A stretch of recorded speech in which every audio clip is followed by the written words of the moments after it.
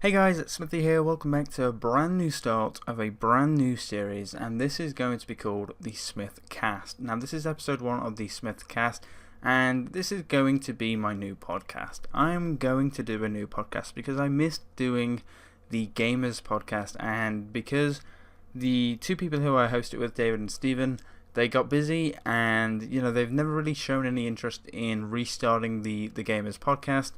And it sort of like drifted away from us, and if they wanted to do the Gamers podcast, I'd happily do it with them, but they can also do the SmithCast. I'm going to make the SmithCast the new podcast that I'm making on my channel. I want to upload it every single week, get other YouTubers on, get my friends on, have a laugh, make prank calls, talk about video games, talk about technology, talk about anything and everything that's happening in and around the world, share jokes, have fun, make prank calls, etc.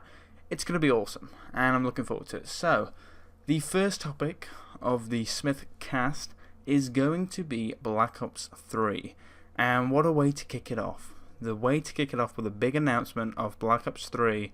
Today, it was announced by Activision and Treyarch that Black Ops 3 will be coming to the PS3 and the Xbox 360. Now, this is kind of odd, isn't it? Because we all assumed that this was going to be the first Call of Duty to single-handedly bring itself out for the PS4, the Xbox One, and the PC. And everyone assumed that. Everyone assumed that the last-gen consoles were going to be ditched, they were going to be forgotten about, and this was going to be this new start and a step in the right direction for Call of Duty. Because Call of Duty needs to be a next-gen or current-gen console only game. It needs to be focused, and it needs to be, the devs need to be focusing on that point. They need to be focusing on the code for the next gen consoles, and they need to be working on that. And I'm okay with this because they've actually announced that two third-part company teams are going to port it over. Now, this is what Sledgehammer did, and I highly do believe that Sledgehammer's port to the PS3 and Xbox 360 was terrible. It looks ugly, it has tons of bugs, it's full of hackers, it's slow, it's laggy, it has tons of glitches. I went on there the other day, and almost every single map that I went into, it had people trying to get out the map, it had people running hacks, and it's just terrible. It is absolutely terrible. So hopefully the two studios that are up for making this game or porting it over will have a good go at it, and they will stick at it, and they will work with Treyarch after the game is released to keep it stable and secure. But the issue with that is that the PS3 and the Xbox 360 are easy to hack now, because there are exploits now for those consoles, and people have ways of decrypting game keys and getting game information that they need to sort of hack, to get mod menus up. They have the tools and they have the information, and it's all out there, and they know how to do it instantly. And it sucks, but the two studios that are doing it are Beenox and Mercenary Technology. Now, Beenox have made a few Spider-Man games for the PS1 and PS2. They made Star Wars Battlefront. They also made a very, very, very famous game called Gun for the PS2. And they also made Shrek 2, Cars, and Mercenary Technology. They did Call of Duty for the Vita. They did a Medal of Honor game for the PS2. They did Tiger Woods PGA Tour 2005, Lord of the Rings, and they did Wolfenstein for PS3. And they've also done a hell of a lot of other games, but those were just sort of like the main ones that stood out to me. So I'm kind of interested to see these two work together, because I feel like they're a bit kind of left behind, if you understand, because a lot of their games that they've done are for Vita and PS2. And that's a bummer, because they haven't worked with many PS3 companies. They haven't sort of established themselves on the PS3. They haven't really put a hell of a lot of games out for the PS3. So, because the PS3 is a really hard console, to code for, I'm worried that, obviously the Xbox 360 is all simple and has a lot of stuff on there, and I think that may run very smooth, but I don't think the PS3 version will for Black Ops 3. I don't think these two will be up to it to run it smooth on day one, to have everything sorted out by Christmas. I can't see it coming, because Ghost struggled on PS3. I remember playing Call of Duty Ghost for the first month hacked on PS3, and it was terrible. And I was so glad that on PS4 that wasn't possible, and that's why I keep on striving for developers to sort of cut loose from the last gen consoles. Now that may sound a bit harsh, because I have a lot of friends on the last gen consoles, and I still love playing with them, and I still play my PS3 to this day, and I do love the PS3s and Xbox 360. I do love the last gen, but it's time to move on. We cannot keep ourselves held back on the next gen. We are on these newer consoles that have better hardware, better graphics, easier to code for, a better community, and you can make your game work a hell of a lot better. You can get games that aren't full of hacks anymore. You can play the games legit, have fun. You can, devs can do so much more. They can, Sony are easier to work with. There's so much more going on the newer consoles than the last gen. There's so many new features, and everything runs smoother, and it's all improved technology, and we have to cut off eventually.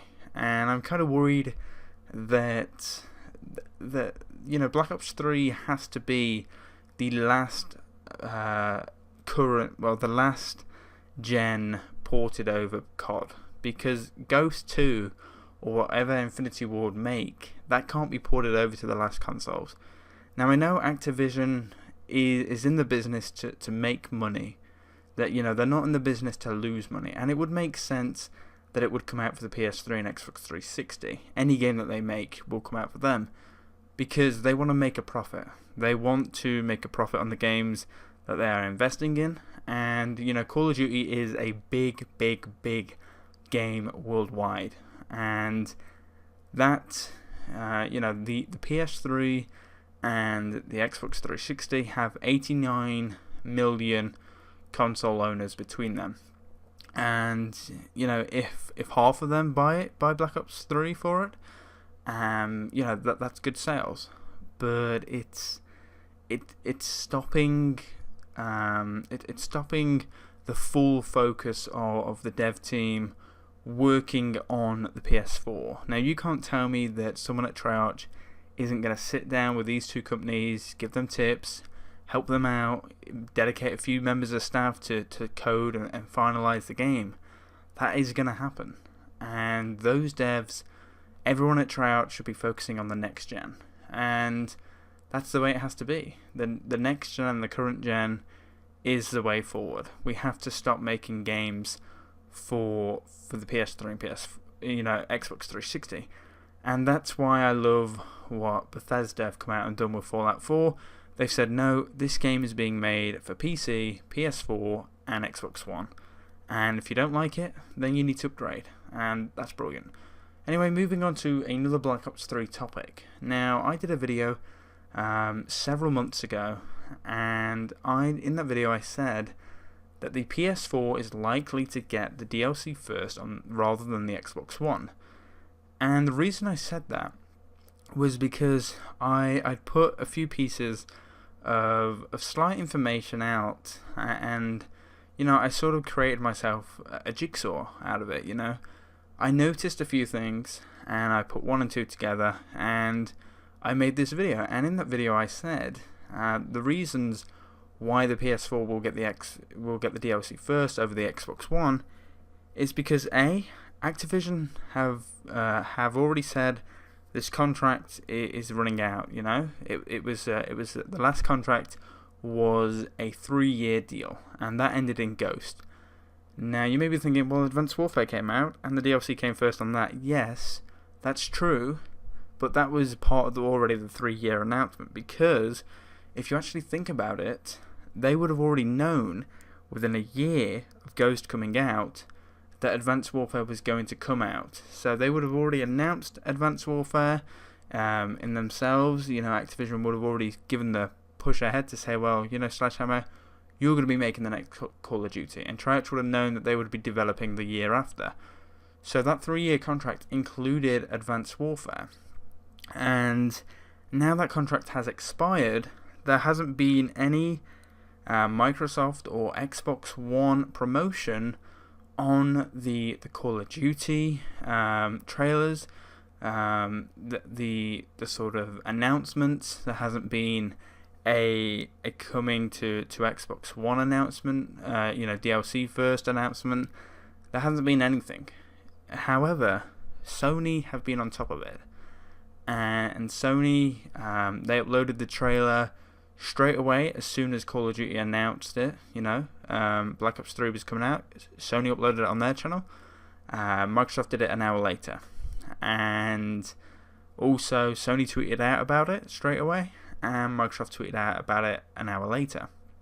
And it's kind of interesting, really, because if you actually think about it, why would Microsoft not be on that shit? You know, that's not done deliberately. You know, that's either an exclusive rights service that Sony have said, well, look, you can't upload it on your channel, you can't tweet about it or do anything for an hour after, you know, until, you know, we have to get the goods out first.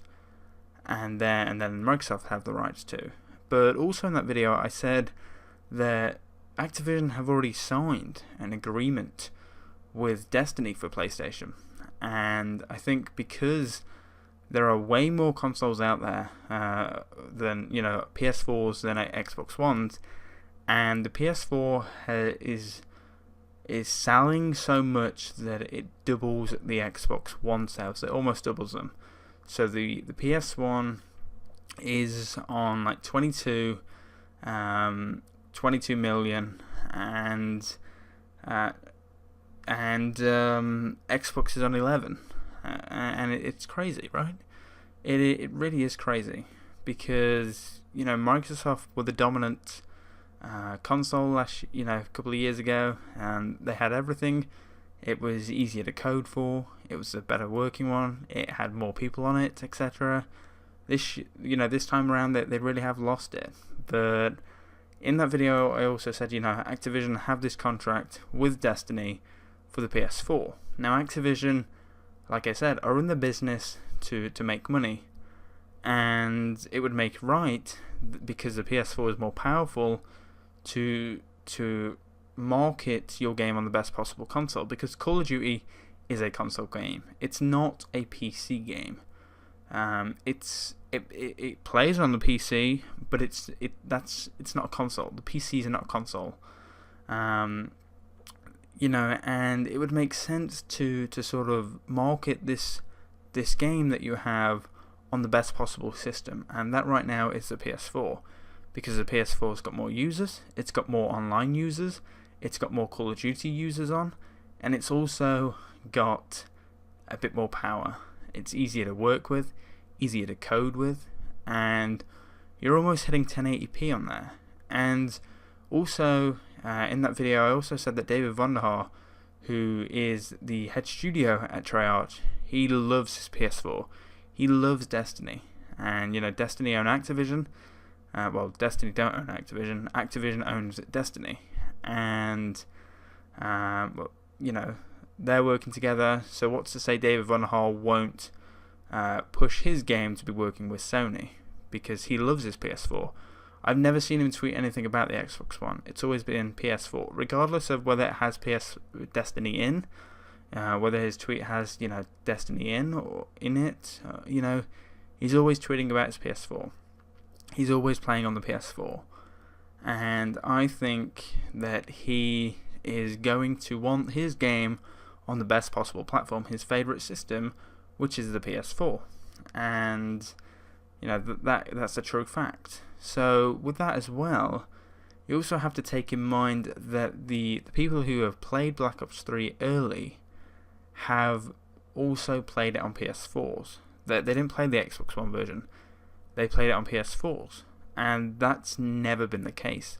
They've always played it on the Xbox 360, but now they played it on PS4s. So that's more proof that the ideal and the preferred console for Black Ops 3 is the PS4, and that's great because that means the PS4 will finally, hopefully, get the DLC first rather than the Xbox. And that will mean so much to me because I've had so many years of Xbox people saying, oh yeah, you'll have to wait another month, and a game that I really am hyped for, I'll be getting the DLC first, hopefully, and that will mean so much to me. And, hopefully they announce it at E3, and if they do, I'll have a big smile on my face. So moving on to another Call of Duty, I'm going to talk about Advanced Warfare. And I'm going to talk about the downfall of Advanced Warfare, because Advanced Warfare is to me an okay game. It's not a shit game. It's not a bad game. It's not a good game. It's not the preferred Call of Duty of everyone. It's not the best Call of Duty. It's an okay Call of Duty. It's an acceptable Call of Duty game in the series, which I think for Sledgehammer at this stage is a home run. If they were playing baseball and someone tossed to them Advanced Warfare, they'd hit that fucker for a home run. Because, let's face it, the next game is probably going to be Advanced Warfare 2 or Advanced Warfare something, and because they've hit it off with an okay start of Advanced Warfare, the hype for the next game drives, and they have a lot of positive and negative stuff to take into their next game, which they can improve their next game in the series, which is good because that means that they can improve, they can listen to the audience, they know where they went wrong, they can edit their sort of formats, they can sort of take on board what was viewed as a positive and a negative in the game, and they can just hopefully bring an okay game into a very good game next year. Well, in 3 years' time, should I say. That's scary to say, isn't it? 3 years' time. Wow. That is scary. But hopefully they can take an okay game into a very good game. And I wish them all the best. But Advanced Warfare, the downfall. The downfall for me was that EXO, this whole game was built around EXOs. And I understand the reason why they did that, because the EXO was such a big announcement. It was something new. It changed the way the players played. It changed the way the game was played. It changed everyone's style of play. It changed everything about Call of Duty that we've been used to for years, from COD 4, even from the first Call of Duty. It's always been the same. It's always been the same movement speed, the same sort of movement controls, and Advanced Warfare changed that. And I give Sledgehammer a huge round of applause for taking that and taking a risk with their series. And I think it's probably the biggest risk taken in a Call of Duty. Changing the whole diverse of the game and switching it up that your audience might not like it, because everyone loved Call of Duty. Yes, everyone would complain about it, but it wouldn't be about the playstyle. It wouldn't be about the movement. It wouldn't be, oh, this game sucks because the movement's always the same. It's never that. It's always the maps, this gun's OP, this guy's camping, lag, etc., frames per second, etc. It's always those sort of issues, the basic issues. And Sledgehammer took that on board, and they thought, well, we're going to go advanced. We're going to dive into the future of technology, and we're going to bring that into our game. and they did an okay job with it. I love the fact that, well, I kind of love and hate the fact that the maps are built for exos, because I don't really like the exosuit. I don't want, I'm so glad that exosuits aren't returning in Black Ops 3, because exosuits are boring. They were good for the first 10 minutes. It was like, wow, look at me, I'm jumping, I'm boosting, I'm doing this, and I'm going over there, and I'm getting across the map so quick. This makes this game so fast paced, and it's unbelievable. It's so fun. And then it got boring, because it became this sort of like same shit everyday game. And I know that's what typically Call of Duty is in a sense, but the exosuits were just boring. It was spawn, run, jump, run, jump, die from behind, and it kind of just changed everyone's playstyle up. Now everyone is sort of like just jumping and dashing and everything like that, and it's just not fun. It really isn't fun. It only has a time limit on. That shit gets boring. And I think, as you can see in competitive of Call of Duty as well, it just hasn't worked. That they're not getting the numbers that they brought in with Black Ops 2, because it's not fun. The competitive side of Call of Duty isn't fun anymore. It's not fun to watch. It's not entertaining. It's boring. It's dying. I do think one positive thing that they brought in with the exosuits is Uplink. Uplink's a great game mode, and it works very well with the exosuit. That game mode wouldn't exist without the exosuits. It's incredible. It's great, and I think Sledgehammer do deserve a lot of praise for bringing in a hell of a lot of new game modes, and also styling the structures of the game modes to fit in and around the exosuits. I really do think they've done a great job, and they've also done a really good job with the DLCs. However, I'm just bored of the game, and therefore, I haven't played really the DLCs that much, but I think the DLCs that they're bringing out are great. The fact that they brought High Rise back, that's fantastic. Really can't wait to jump on that. That's when I'll get back into Advanced Warfare. But I think the game's boring. I think it's bland. I think it's a poor game, but it's not a bad game. It's an average, okay-ish game. Sometimes you can have a good day, sometimes you can have a bad day. But most of the time I find myself playing for an hour and I'm bored of it. I go on Black Ops 2, I can play that consistently for hours. Same with Modern Warfare 2. Same with COD 4. Same with anything like that, and any other Call of Duty that I play. And I think also the fact the matter is that the co-op game Exo Zombies, I think that was a great idea, but I think it's been imported wrong. I like the fact that they didn't just straight up copy Tryout, that they wanted their own version of Zombies. And I think, it's a lot to do. I don't think, of course, Exo Zombies wasn't planned. I don't think Exo Zombies was a game mode where they thought, well, you know what? 3 years ago when they were developing this game, they thought, you know what, we're going to have Exo Zombies. If that was the case, then there would have been an Exo Zombie map at the beginning. One that you could start at round 1 and go unlimited rounds until you die. There would have been that type of game mode, and because there isn't, that shows me that it was a late decision, and I think that is something great that they can take into the next series, improve on, get better, and just have fun. And I really hope that they do that, and I think they've learned a lot about zombies and the zombie community and what's vital to them, kind of the stuff that they want in their game, and kind of the stuff that keeps them playing Exo Zombies. I feel like Exo Zombies is boring to me. It just doesn't appeal to me. It just doesn't feel the same. I'm willing to adapt, but I don't feel like Pack-a-Punch is necessary. I don't feel any sort of improvement to my weapons, Pack-a-Punching it 20 times. I don't really like the perk layout, I don't really like the maps. I feel like the maps are too big. I really do.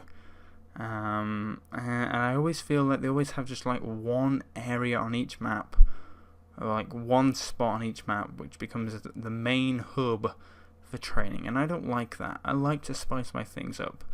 And, I love the fact that they're putting Easter eggs in and everything like that, and they're putting traps in, and that they've put a hell of a new stuff in, and that's great. That is brilliant. But for me, it just doesn't appeal, and that's why I'm excited for Black Ops 3 Zombies on the PS4. But the downfall for me on Advanced Warfare was just because I didn't really see them engage with the pub stomping community, the average Call of Duty player. They didn't really appeal to them. They appealed to pro players because they said, we love the pro players. We want to make our game evolve around them. And I just, I like all the personalization you get in the game, but I don't think it's needed. I hate the fact that the game is a pay-to-win game now. At the start of the game you said supply drops weren't going to be buyable, and now they are. That's the pay-to-win. That's giving in. Yes, maybe the fans wanted it, but it's pointless. It's pay-to-win. It's boring. And, I understand that it's a way to make money, but it's not needed. I think the whole aspect of, elite weapons and variants of guns is pointless. I don't like that. I think the amount of guns that they have in the game, apart from like elite variants and everything like that, I think it's dumb. You have like 5 assault rifles. In Modern Warfare 2, you had like 10 or 8, and it was great. You had a choice. You had a selection on the battlefield. No one was just using two guns, like the ASM one on the battle, and I think that's poor. I think every game, the majority of the players are using the ASM one on the battle, and I don't think that makes a good game. I think the kill streaks are bad. I think actually the last 2 games have probably been the worst 2 kill streak games. Ghost was terrible with kill streaks, and Advanced Warfare is as well. I also think perks, they're terrible too. I really don't like the majority of the perks. I don't like how the new grenades work. I don't like any of that shit. I don't like the fact that none of the classic Call of Duty really works. You can't really play classic Call of Duty on the maps. That's a big no-no. However, I do believe that if you put exosuits in Call of Duty Ghost, then Call of Duty Ghost will play fantastically well, and it'd be awesome. So the next topic is Call of Duty Ghost, actually. So we're going to slip away from the Advanced Warfare topic and talk about Call of Duty Ghost, because if you guys are subscribed on my channel, you will know that I've been playing a lot of Call of Duty Ghost. I've been uploading a lot of Call of Duty Ghost content, and I've been uploading a load of Ghosts recently. The reason for that is because Call of Duty Ghost is my preferred Call of Duty at the moment. It's not me saying that Call of Duty Ghost is the best game or is my favourite game. It's my preferred Call of Duty at the moment. Reason being for that is because I go on that game, I get 30 kills, I get 25, 35 plus kills in one game, and it's great. It is great slaying in that game. The guns are there. You got a whole selection of guns. You've got not too bad kill streaks, but the kill streaks are different. You can either have specialist, support, or assault. There's a variation of weapons. The maps, the maps work better. The movement feels a lot better than having no exo. It feels a lot better without having an exosuit. It's not just jump, jump, jump, dive from behind, that kind of thing. It's smooth. It might be slow paced, but most people are using submachine guns, so their movement is a lot faster.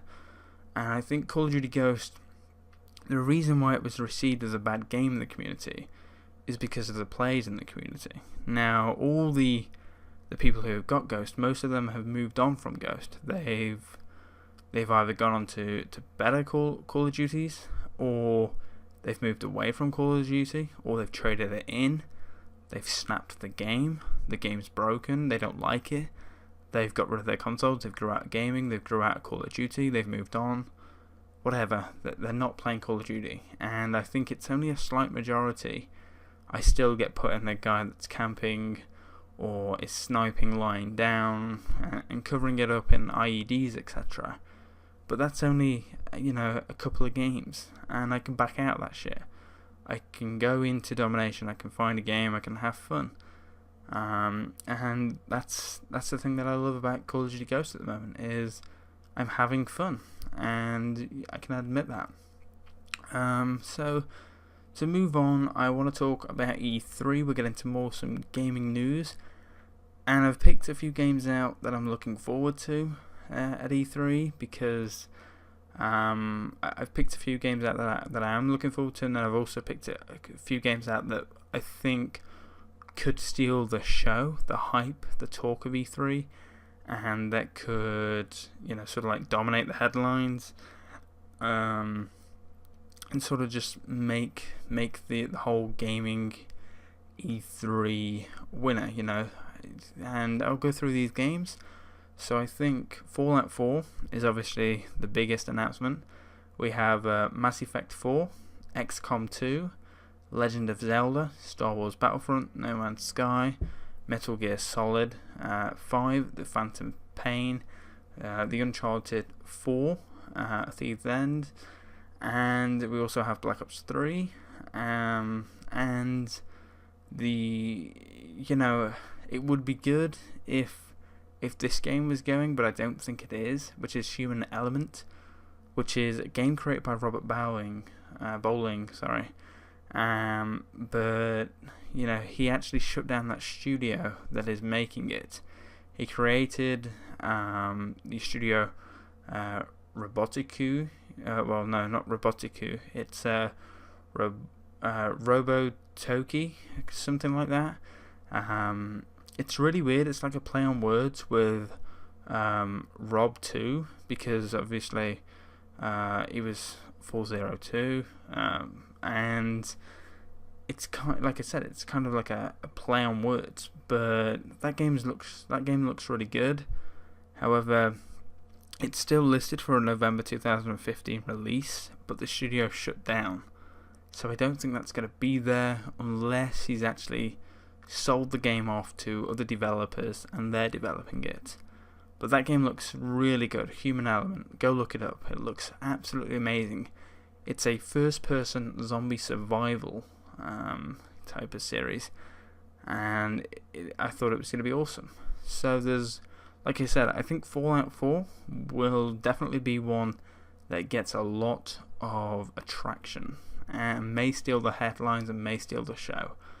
I feel as if Bethesda have come out and said, you know what, Fallout 4, we're teasing this now, we're hyping it up, we'll be at E3, and you get to see more. And obviously we wanted a new Fallout for years, and the fact that they've come out and said it won't be supported on the last gen consoles is even better.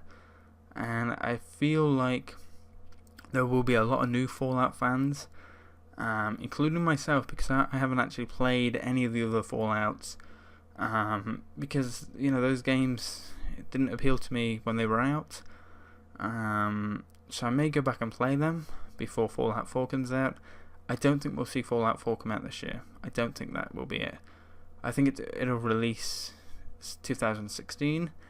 Whether or not they've announced that, I don't know, but I think that's going to be interesting. Now, the next game is going to be Mass Effect 4. I think that could grab a few eyes. That certainly does look a really good game, and hopefully I'll get to see that shown. I know that's definitely going, but hopefully I'll get to see the live stream of that game being streamed and hear some features. Now, one of the games that has created a bit of drama is XCOM 2. The reason that is because everyone was sort of anticipating that game to be announced and come out on all platforms. But it's not. That's going on PC only. However, I was reading an article that said it could come to the PS4 later on and the Xbox One. Whether or not they do that, I don't know. Or maybe that's just rumours going around. But XCOM 2, I feel that will get a lot of love because, XCOM 2 does look an awesome game.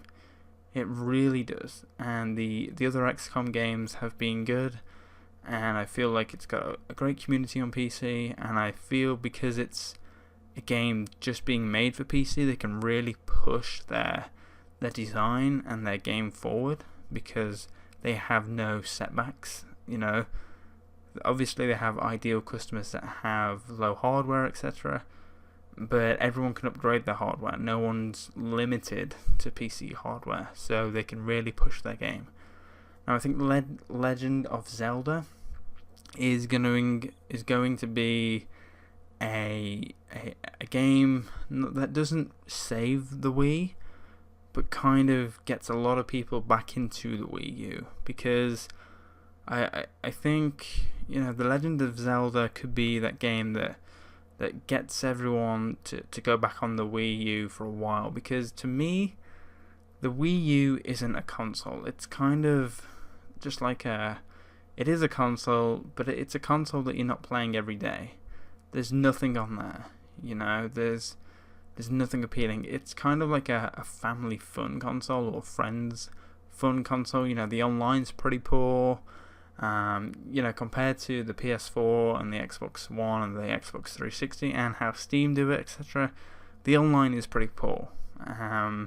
The games are pretty poor. No one wants to make games on there, and I feel like if Nintendo let Nintendo creators let their game makers to release their games on other platforms, the Wii U or whatever console they announce next would succeed more, and they'd be more liked, because Nintendo has the big games like Super Mario and everything like that, Pokemon, that are big, but that's it. They make one of them a year, and they got the amiibos and everything like that, but is it enough? I know they've just managed to get their first profit of big years, but it's kind of worrying, because more and more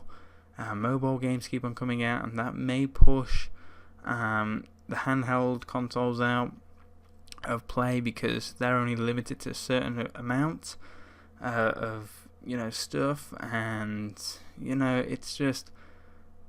it's still kind of worrying for Nintendo. I feel like they really have to announce a games console that will compete with the PS4 and Xbox One in power and graphics, because I feel like the content that they could offer, if they had that, would actually beat the other competitors, because they have a good gaming structure. They have the big games. They have the old games, the classics, the Super Mario stuff. They have everything, Mario Kart, and everything like that, Smash Brothers, etc., Pokemon, Legend of Zelda. Now, if they actually released, if they actually got like Call of Duty ported over, like a proper port of the game that could compete with the next gen consoles, it'd be very tough to beat. Nintendo would.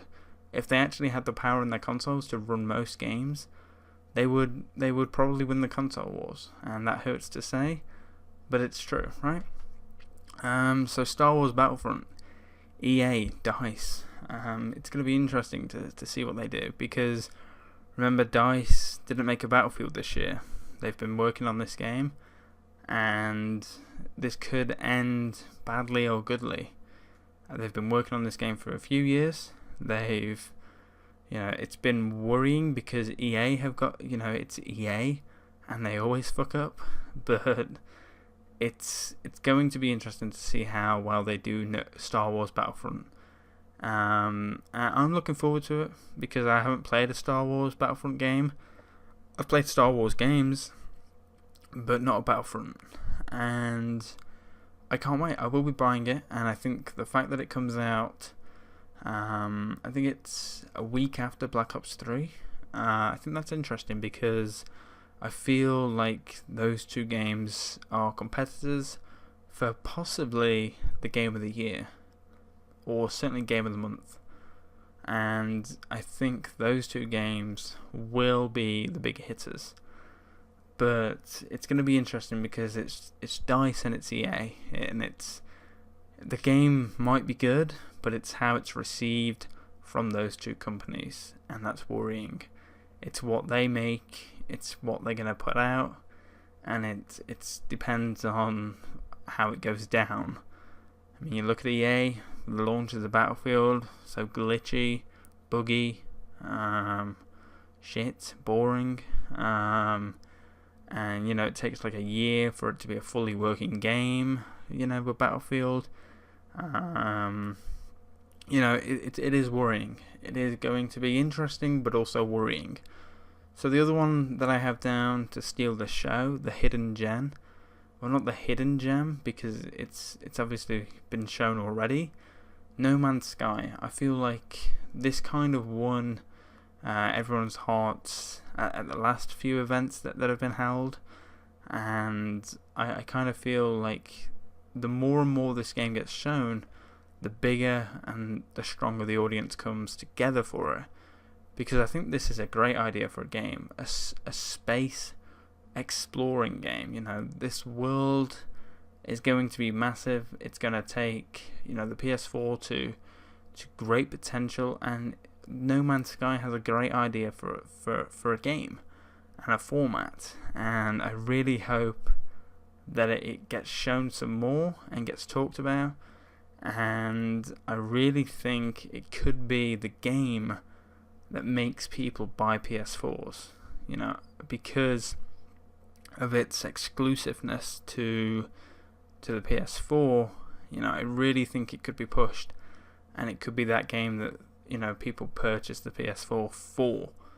Look at No Man's Sky. That's what I want to play. That's the only reason I want a PS4, is because of that game. I think it has the power. I think it has that sort of structure. I think it has that sort of equality in the game itself and what the game offers. I think it's a new twist of a game, because you don't really see many games come out like that too often. We've had games like that in the past, but no developer is releasing games like that. So it's going to be interesting. It really will. Next one is Metal Gear Solid 5: The Phantom Pain, because this is interesting because it's going to be interesting to see how Konami release this, because a lot of their staff are leaving, and this is a big game for them. The Metal Gear Solid, has a big community behind it, and it's going to be interesting to see if they can step up, if they can improve the series, if they take any step forwards, or if they take a step backwards with the game. It's going to be interesting to see what the Konami team can come up with. Also, you got PES 2016 probably going as well at E3, and it's going to be interesting to see what they do, because they've also recently won a lot of new licenses for the game. So it's going to be interesting to see what they can add to the game and improve on from against FIFA 16. And I think the next game is obviously Uncharted 4, A Thief's End. Obviously, Uncharted, they announced that the classified hardcore edition, whatever, is coming to PS4, where you can play all three Uncharteds, and I think it's going to be awesome, because I think that's great. Those games have got a HD remake. They got a HD remake. I think that'll sort of like pump the hype for Uncharted 4. They got a good structure, they've got good guys in the team, and I think everyone just wants that next next big game on the PS3 and PS4. With the PS3, it was arguably Last of Us, and I think Uncharted 4 has the ability to be that new Last of Us, that new, wow, look what they did with the technology in the console. And also we've got, the Sony stuff announcing. I think there's going to be a hell of a lot of stuff announced for PlayStation Now. Project Morpheus, I think they're going to absolutely have about 20 minutes on that, tops, because it's hard to do sort of like a press conference on that, because you can't actually like show trailers. You can only tell them because it's a limited experience kind of thing. Also, if Sony get the Activision announcement, they're going to announce that, and they probably will show some gameplay and have exclusive gameplay rights on there. Also, they're announcing a new PS4. It's rumored to be a terabyte hard drive, and so Microsoft have already announced their 1 terabyte drive, which is interesting because they also announced their new controller. They also announced a new dev console as well, which is kind of interesting as well with Microsoft. Don't know why they did that. I think it was to pretty much improve their game makers so that they can sort of like say that they can compete with Sony on the PS4. I definitely think that the PS4 will beat the Xbox One at E3, because I don't know, I just feel like Sony have a lot up their sleeve that we don't know about, and the Xbox, we kind of know what they're about. They got Tomb Raider exclusive. Maybe they'll do something on that, but they haven't got anything to sort of wow us. Last year they had Titanfall, which flopped, but Titanfall 2 is coming out. And that's going to be a non-exclusive to Xbox now. So I can't really think of a big game that, apart from Halo 5, that's an exclusive to Xbox. But with the launch that the Halo Master Collection got on Xbox One, I don't really think you can trust Halo 5. I wouldn't. I certainly wouldn't trust it, because of the launch that Halo 1, the Halo Master Collection got. That's still a non-working game to this day.